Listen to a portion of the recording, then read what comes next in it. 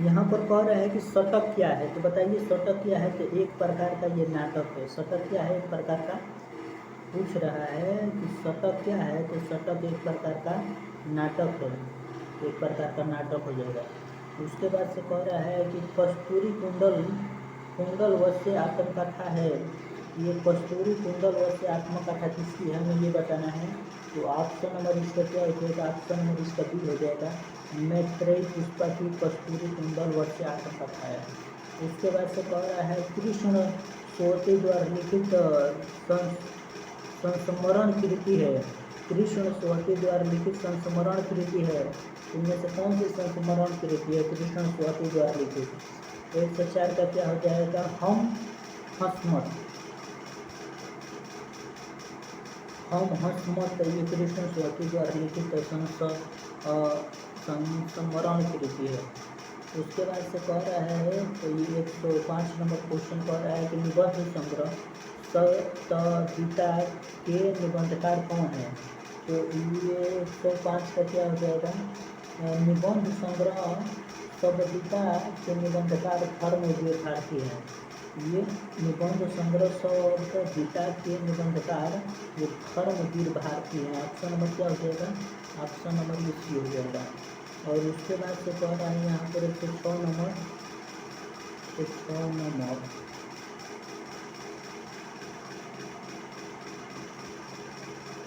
पर निराला की साहित्य साधना आलोचक कृति के कितने भाग है।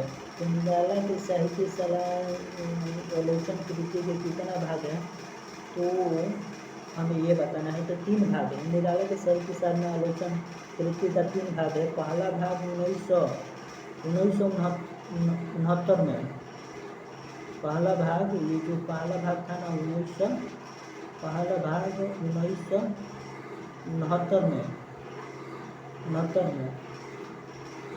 दूसरा का भाग यहाँ पर दूसरा का भाग क्या हो जाएगा, दूसरा का भाग 1972 में।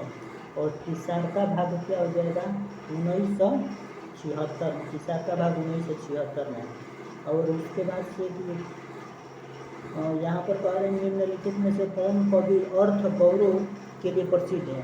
निम्नलिखित में से कौन से कवि अर्थ गौरव के लिए प्रसिद्ध है। निम्नलिखित में से कौन से कवि अर्थ गौरव के लिए प्रसिद्ध, भारवी है, भाष्य है, कालिदास है। तो अर्थ गौरव के लिए कौन से प्रसिद्ध है, हमें ये बताना है। तो ये 107 का क्या हो जाएगा, ये भारवी हो जाएंगे, अर्थ गौरव के लिए प्रसिद्ध हैं, भारवी अर्थ गौरव के लिए। उसके बाद से 108 नंबर क्वेश्चन पर चलिए कह रहा है त्रिलोचन शास्त्री की कविताएं हिंदी के अतिरिक्त किस अन्य उपभाषा में है। तो 108 का क्या हो जाएगा, 108 के लिए बी मैथिली भाषा, हिंदी के अतिरिक्त मैथिली भाषा में उनकी कृति है त्रिलोचन शास्त्री की। उसके बाद से कह रहा है कि इधर आइए,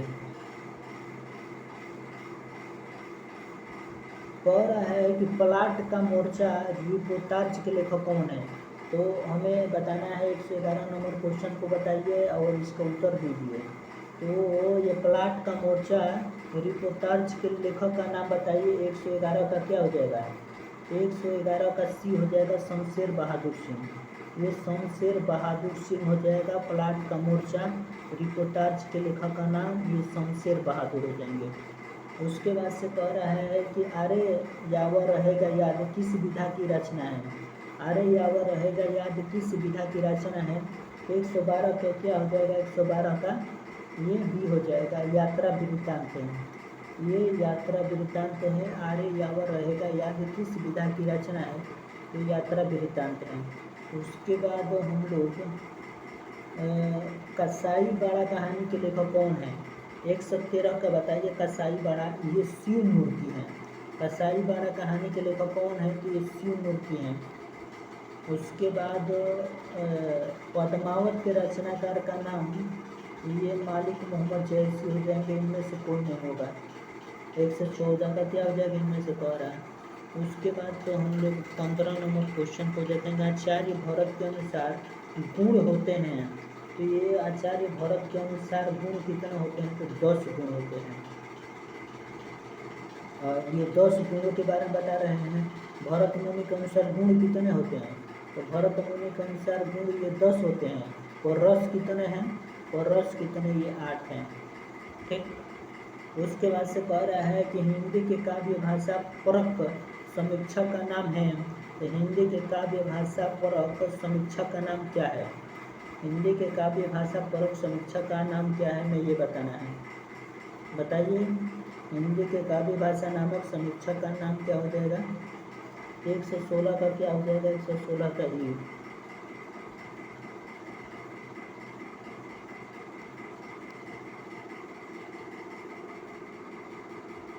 116 का ई, इनमें से कोई नहीं। नेमिचंद्र होंगे, नहीं रघुवंश हो जाएंगे, न विजय शंकर नारायण शाही होंगे, इनमें से कोई नहीं होगा। 117 नंबर क्वेश्चन, उपन्यास जीवनी परक उपन्यास कौन सा है, ये बताना है। 117 का क्वेश्चन का जवाब दीजिए। तो खंजन नयन ये जीवन उपन्यास जीवनी परक है, तो खंजन नयन ये जीवनी परक है। खंजन नयन क्या है? खंजन नयन ये जीवनी परक है। कह रहा है कि चीर जीवे जोरी जुबे क्यों न स्नेह गंभीर। तो चीर जीवे जोरी जिए क्यों न स्नेह गंभीर, को घटित ये वृष भानुजा वे हलदर के वीर। 118 का क्या होगा, ये हमें बताना है। तो ये 118, चीर जीवे जोरी जिए क्यों न स्नेह गंभीर, तो यहाँ पर क्या हो जाएगा, ये इसका बता देंगे। इसमें से कौन सी शब्द शक्ति का प्रयोग किया गया है 118 का? तो इसमें व्यंजना शब्द शक्ति का प्रयोग किया गया है। व्यंजना शब्द शक्ति का प्रयोग किया गया है, व्यंजना शब्द शक्ति। उसके बाद से आचार्य रामचंद्र शुक्ल द्वारा लिखित 11 वर्ष का समय किस विधा की रचना है? तो किस विधा की रचना है? तो ये कहानी विधा से संबंधित है, ये कहानी विधा से संबंधित है। 11 वर्ष का समय ये कहानी विधा से संबंधित है। कामायनी की छायावाद का उपनिषद किसने कहा है? तो शांतिप्रिय द्विवेदी ने जयशंकर प्रसाद कृत कामायनी को छायावाद का उपनिषद कहा है। शांति प्रसाद हो जाएंगे, इन्होंने कामायनी को छायावाद को उपनिषद शांति प्रसाद कहे हैं। शांति प्रसाद कहे हैं। कौन कहे हैं? शांति प्रसाद। ऑप्शन नंबर क्या हो जाएगा? ऑप्शन नंबर इसका ई हो जाएगा। उसके बाद से आगे में क्वेश्चन देखिए, कह रहा है ना, यहाँ पर ये हो गया और इधर थोड़ा क्वेश्चन है। कह रहा है कि आद्यकालीन हिंदी काव्य धारा में वह उपबंध नहीं है। तो 124 का क्या हो जाएगा? 124 का क्या होगा हमें? आद्यकालीन हिंदी काव्य धारा में सिद्ध साहित्य, जैन साहित्य और नाथ साहित्य उपलब्ध है। आद्यकालीन हिंदी काव्य धारा में उपलब्ध नहीं है, तो ये बताना है। तो ऑप्शन नंबर क्या हो जाएगा?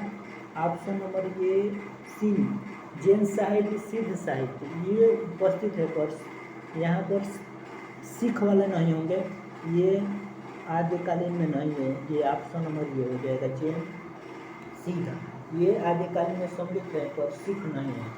तो उसके बाद से हम लोग आगे जाएंगे। आवारा महिषा किस उपन्यासकार की जीवनी से संबंधित है? तो ये किसकी जीवनी से संबंधित है? शरद चंद्र की जीवनी से संबंधित है आवारा महिषा। ऑप्शन नंबर ये हो जाएगा। उसके बाद से कह रहा है कि तार सप्तक में कौन सा कवि सम्मिलित नहीं है? तो तार सप्तक में भारत भूषण अग्रवाल, मुक्ति बोधक और नेमिचंद्र। ये 26 नंबर क्वेश्चन का जवाब दीजिए। इसका क्या? तार सप्तक में कौन सम्मिलित नहीं है?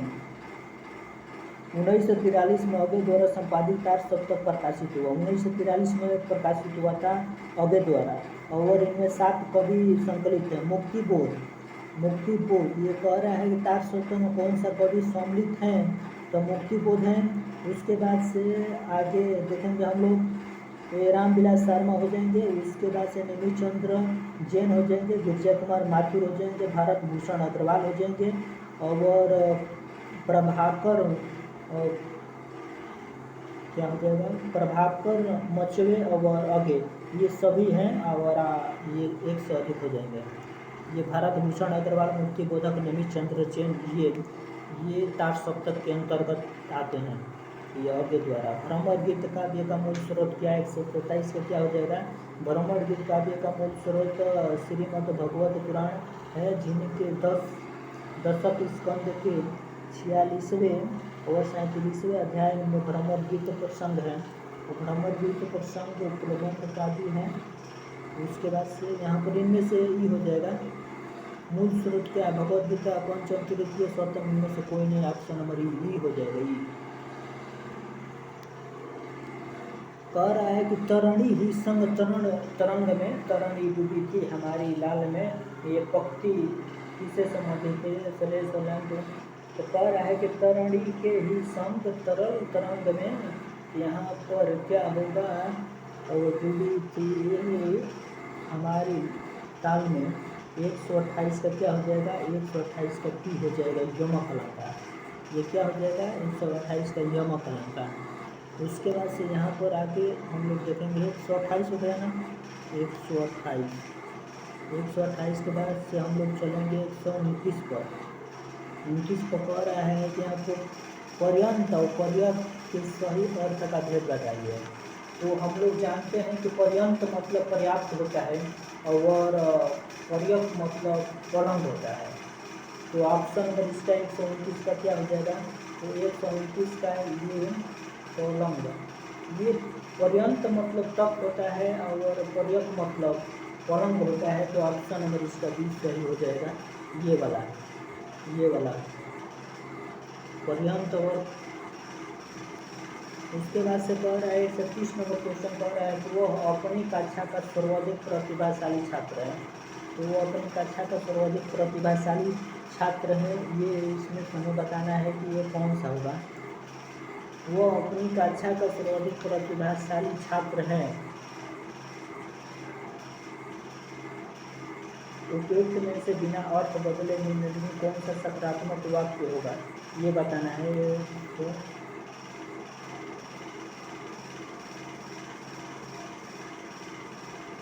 भी कह रहा है कि उसके समान कक्षा में कोई प्रतिभा छात्र नहीं, उसके समान कक्षा में कोई प्रतिभाशाली छात्र नहीं। ऑप्शन नंबर इसका क्या हो जाएगा?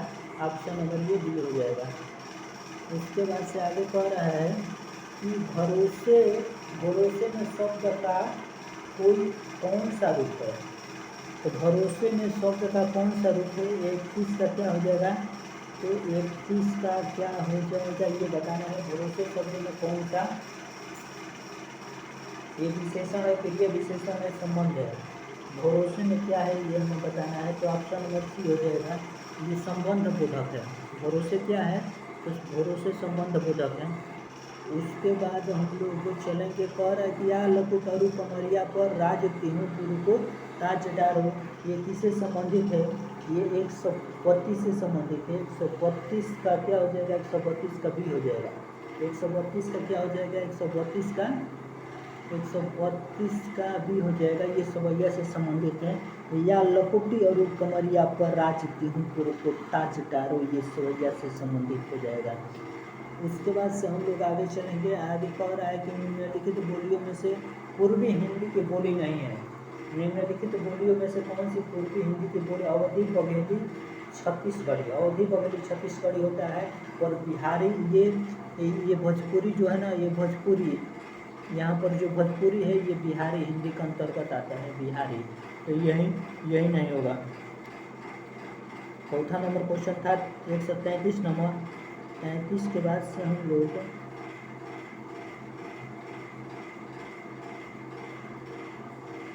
ये क्वेश्चन देखिए, उधर आगे मिलेगा ये वाला।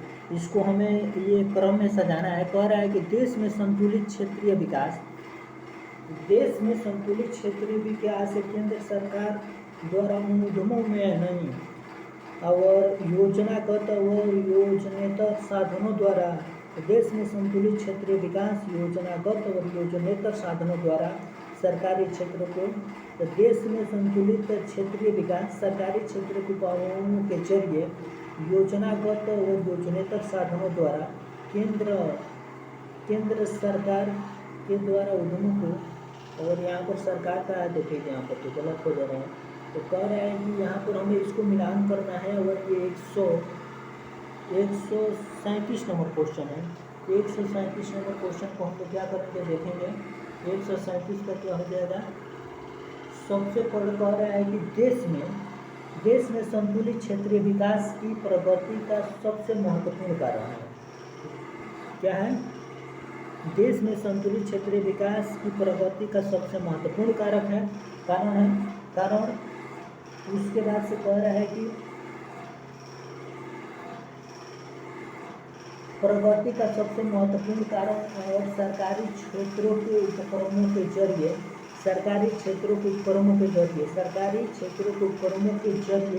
हमें क्या करना चाहिए,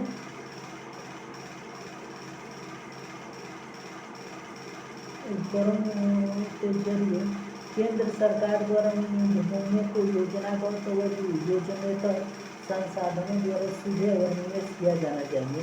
137 का क्या हो जाएगा, 137 के यहाँ पर देख लेंगे। यहाँ पर देश में संतुलित क्षेत्रीय विकास की प्रगति का सबसे महत्वपूर्ण कारण केंद्र सरकार द्वारा उद्योगों को वहाँ पर कह रहा है कि देश के संतुलित क्षेत्रीय विकास की प्रगति का सबसे महत्वपूर्ण कारण सरकारी क्षेत्र में उपकरणों के जरिए केंद्र सरकार के उद्योगों को योजनागत योजनागत साधनों द्वारा सीधे निवेश किया जाना चाहिए। उसके बाद से आगे देखें, निम्नलिखित में से किस का लिंग परिवर्तन हिंदी भाषा में प्रचलित नहीं है। तो 138 का क्या हो जाएगा, 138 का क्या हो जाएगा, हमें ये बताना है। 138 का ये सी हो जाएगा, कोयला। ये कोयला क्या हो जाएगा, निम्नलिखित शब्दों में से किस लिंग परिवर्तन हिंदी भाषा में नहीं हुआ है, कोयला का। और कह रहा है ना, यहाँ पर देखो निम्नलिखित में से पूर्वी हिंदी का बोली नहीं है। ये तो हो गया। ये और किस पर चलेंगे, कह रहा है कि हिंदी में प्रचलित शब्द नहीं है, तो ये कोयला हिंदी में प्रचलित नहीं है।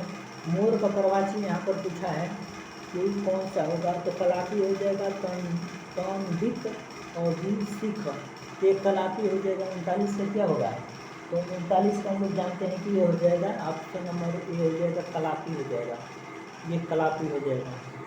उसके बाद से यहाँ पर आगे देखिए हम लोग, ये चौथा नंबर क्वेश्चन था, 39 नंबर क्वेश्चन था हमारा। और 35 नंबर क्वेश्चन देखिए, कह रहा है कि लोगों ने शोरगुल करके डाकुओं को भगाया। तो उपयुक्त वाक्य में शोरगुल करके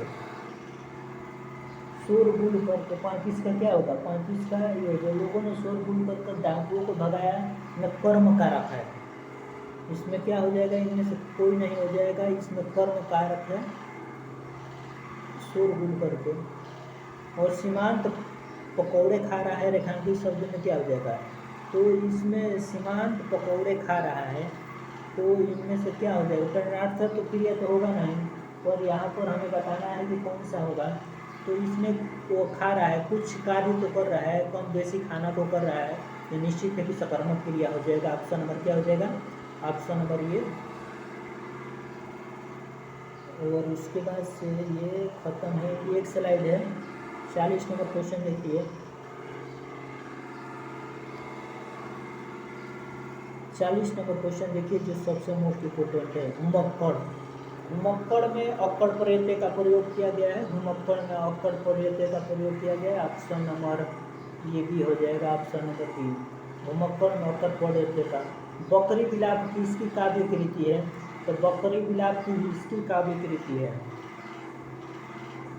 बकरी बिलाप किसकी काव्य कृति है, भारतेंद्र हरिश्चंद्र की, प्रेमचंद्र की, बालकृष्ण भट्ट का, में से कोई नहीं। तो ये बकरी बिलाप किसकी कृति है, 41 को हमें बताना है, तो ये भारतेंद्र हरिश्चंद्र की है। पंत को किस काव्य कृति पर ज्ञानपीठ पुरस्कार मिला, चिदंबरा पर। और कह रहा है कि विज्ञान गीता के लेखक कौन है, तो केशवदास हो जाएंगे विज्ञान गीता के लेखक, विज्ञान गीता के लेखक केशवदास। और उसके बाद से कह रहा है कि काव्य संग्रह किसकी रचना है, तो काव्य रसायन किसकी रचना है, बताइए। काव्य रसायन ये किसकी रचना है, हमें ये बताना है। ये देव की रचना है, काव्य रसायन ये देव की रचना है, काव्य रसायन ये देव की रचना है, काव्य रसायन। उसके बाद से कह रहा है कि निम्नलिखित में से आचार्य मोहम्मद की रचना कौन है। तो 45 का क्या हो जाए, आचार्य मोहम्मद की रचना काव्य प्रकाश है। आचार्य मोहम्मद की रचना का क्या नाम है, तो आचार्य मोहम्मद की रचना का नाम काव्य प्रकाश है। काव्य प्रकाश ऑप्शन हो जाएगा। और उसके बाद से यहाँ पर देखो झूठा सच किससे संबंधित है। तो झूठा सच किससे संबंधित है हमें ये बताना है। झूठा सच किसकी रचना है। झूठा सच किसकी रचना है। मौर्य विजय किसकी रचना है ये बताइए। मौर्य विजय किसकी रचना है। मौर्य विजय सीताराम गुप्त की रचना है। मौर्य विजय ये सीताराम शरण गुप्त की रचना है। सीताराम शरण गुप्त की रचना है मौर्य विजय। और कह रहा है कि महावीर प्रसाद द्विवेदी और हिंदी नव जागरण के लेखक कौन है। 47 का क्या हो जाएगा, 47 का ये हो जाएगा, ये रामविलास शर्मा है। ये रामविलास शर्मा है। और प्रतिज्ञा उपन्यास के लेखक कौन हो जाएंगे, तो प्रतिज्ञा प्रेमचंद्र का उपन्यास है। प्रतिज्ञा उपन्यास के लेखक कौन हो जाएंगे। 48 नंबर क्वेश्चन का ये सी हो जाएगा प्रेमचंद्र प्रतिज्ञा उपन्यास के लेखक हो जाएंगे। उसके बाद से हम लोग आगे कह रहा है कि मानस का हंस अमृतलाल, ये मानस का 49 का क्या हो जाएगा, 49 का एक ये अमृतलाल नागर से संबंधित है। अमृतलाल नागर। झूठा सच ये यशपाल की है। झूठा सच ये यशपाल की रचना है। तो क्वेश्चन यहीं पर समझ। तो अच्छा लगा तो चैनल को सब्सक्राइब कीजिए। जय हिंद जय भारत।